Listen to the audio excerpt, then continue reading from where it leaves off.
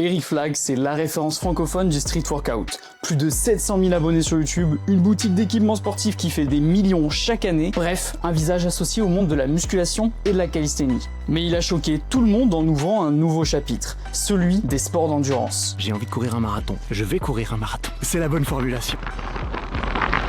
Il a commencé par un marathon, puis un Ironman et même un ultramarathon. Dans exactement 5 jours, je serai sur la ligne de départ d'un ultramarathon. C'est une course qui consiste à répéter une boucle de 6,7 km toutes les heures, encore et encore, de jour comme de nuit, jusqu'à ce que le mental ou le physique décide que ça n'est plus possible. Oui, le mec est un peu fou. Mais est-ce que sa performance ne lui aurait pas coûté son physique? Quand on regarde le physique des pratiquants des sports d'endurance, quelque chose saute aux yeux. On a souvent des profils maigres avec très peu de masse musculaire. C'est terrible parce que ces gens-là, ils font quand même des performances surhumaines et pourtant, ils ont un physique lambda. Limite, tu les croises dans la rue, tu pourrais te poser la question s'ils font du sport ou pas. Mais justement, comment ça se fait qu'on perd du muscle à cause des sports d'endurance? Eh bien, il y a 3 raisons à ça et c'est ce qu'on va voir dans cette vidéo. Mais avant ça, si tu ne me connais pas, moi c'est Tristan, coach sportif diplômé et mon objectif c'est de te transformer en athlète. Premier point, comment ton corps utilise son énergie. Imagine ton corps comme une voiture hybride. Le carburant principal de tes muscles, c'est le glycogène, une forme de sucre directement stocké dans tes muscles et ton foie. Quand tu fais un sprint ou un effort court, c'est cette source d'énergie qui va faire fonctionner ton corps. Mais attention, tes stocks de glycogène sont limités et donc au bout de 90 minutes d'effort, ils sont quasiment à sec. Et si tu continues à courir alors que tes stocks de glycogène sont vides, eh bien ton corps va aller chercher de l'énergie ailleurs,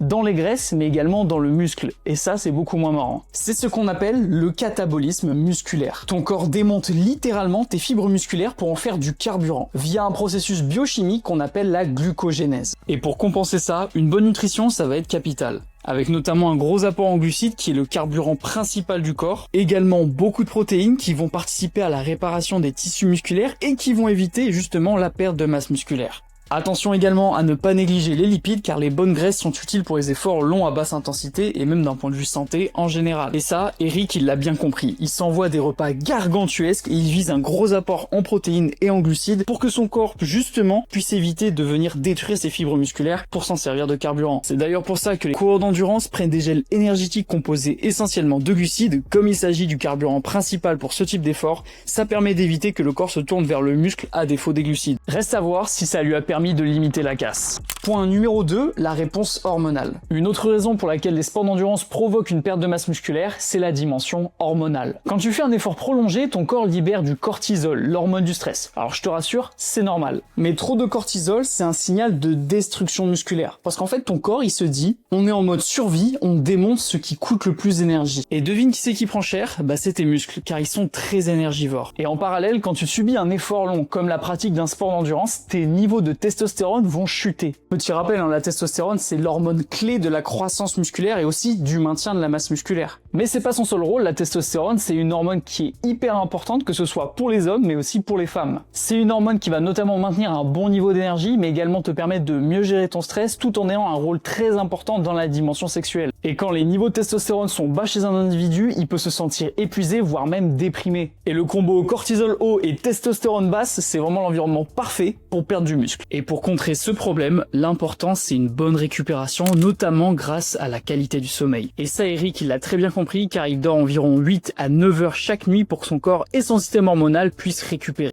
Le sommeil, c'est le cheat code ultime à considérer avant toutes les astuces, gadgets, équipements, suppléments. On le rabâche tout le temps, mais c'est vrai, et donc il faut le répéter encore. Et j'ai vraiment compris ça pendant ma prépa triathlon qui m'a demandé d'être au poil de cul à ce niveau avec 9 à 9h30 de sommeil par nuit pour tenir le coup. Sinon, je le ressentais directement dans mon énergie, ma motivation et mes performances. On va voir si ça a suffi à sauver son physique, mais avant...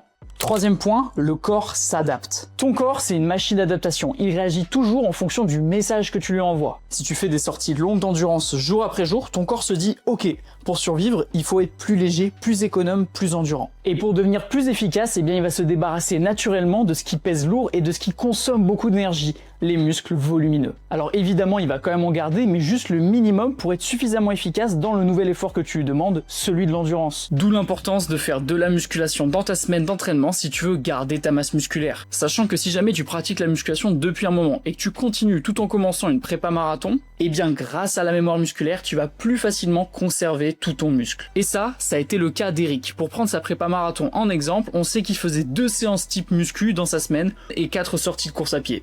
Revenons à notre ami Rick Flag. En plus de performer dans des sports qui étaient nouveaux pour lui, il a signé une performance que très peu d'athlètes ont réussi à faire. Il a conservé un physique de malade malgré les 3 facteurs qu'on a vus juste avant. Pesé et j'ai refait un DEXA-scan complet dans les mêmes conditions que la première fois, et voilà les résultats. Sur la balance, j'ai perdu 1,3 kg, mais je suis passé de 14,2 à 12,3% de masse grasse. Sur le papier par contre, le DEXA m'avait pesé à 83,8 kg de masse totale avant et 83,3 après, donc j'aurais perdu environ 550 grammes et 1,9% de body fat. Et dans le détail, on voit que c'est expliqué par une diminution de 1,7 kg de graisse, compensée par une augmentation de 1,15 kg de masse maigre un peu partout sur mon corps, mais à plus forte raison dans les jambes quand même, ce qui semble un peu cohérent au vu du vélo que j'ai fait. Quand même. En résumé, j'ai perdu du gras et j'ai même légèrement pris en muscle, même dans les bras, bon là c'est plutôt négligeable, et donc je suis plutôt content, sincèrement. J'ai rempli mon contrat initial qui était de préparer mon Ironman tout en maintenant ma masse musculaire, notamment dans le haut du corps. Et s'il a réussi ça, c'est parce que comme on l'a vu juste avant, il avait une mémoire musculaire qui lui a permis de conserver sa masse musculaire, mais il a également fait des trainings de maintien, ce qui a permis de contrer l'adaptation.